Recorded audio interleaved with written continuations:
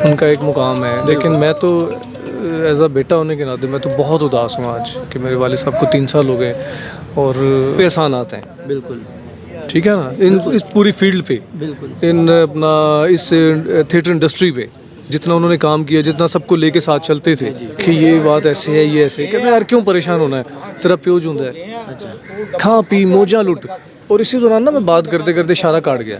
कहते खा पी मौजा लुट इशारे कट। नाज़रीन, इस टाइम अलहमराल में मौजूद हो और हमारे साथ अमानुल्लाह खान साहब की बरसी के मौका पर उनके साहबजादे अमानत साहब मौजूद हैं। ये इनसे बात करते हैं। अस्सलाम वालेकुम। जी अस्सलाम वालेकुम जी। अच्छा, आज उनकी बरसी को मनाया जा रहा है और कोई सीनियर अदाकार नज़र नहीं आ रहा।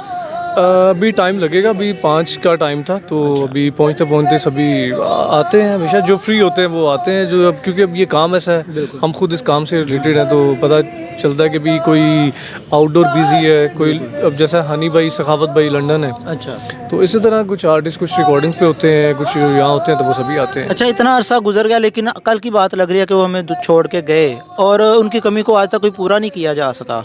क्या कहना चाहेंगे इसके बारे में? जी जी, जाहिर है कि जी एज अ आर्टिस्ट तो आप कर जानते हैं, पूरी दुनिया में उनका एक मुकाम है, लेकिन मैं तो एज अ बेटा होने के नाते मैं तो बहुत उदास हूँ आज कि मेरे वाले साहब को 3 साल हो गए।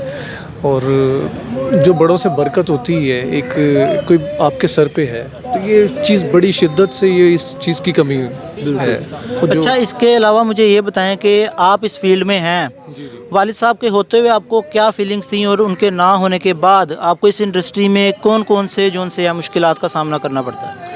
देखिए, जब ज़ाहिर है कि जब वालिदैन सर पे होते हैं फिर तो बड़ी बात ही कुछ और होती है, एक फेवर भी मिलती है, लेकिन जब वो नहीं होती, देखिए जो लोग प्यार करते हैं ना वो करते हैं, जो नहीं अपना जो मतलब प्रस्त होते हैं, जिन्हें मेरे वाले साहब से काम था, बिल्कुल उनकी वजह से करते थे, तो मैं तो ऐसे लोगों की शक्ल भी देखना पसंद नहीं करता। बिल्कुल, होना भी ऐसी चाहिए। ठीक है, तो मेरे वाले साहब के ही उन पे एहसान आते हैं। बिल्कुल ठीक है ना, इस पूरी फील्ड पे, बिल्कुल इन अपना इस थिएटर इंडस्ट्री पे जितना उन्होंने काम किया, जितना सबको लेके साथ चलते थे, तो वाले साहब ने तो सबके साथ हमेशा प्यार किया, चाहे वो सीनियर थे उनके कोई या जूनियर थे, तो हमेशा सबसे प्यार करते थे।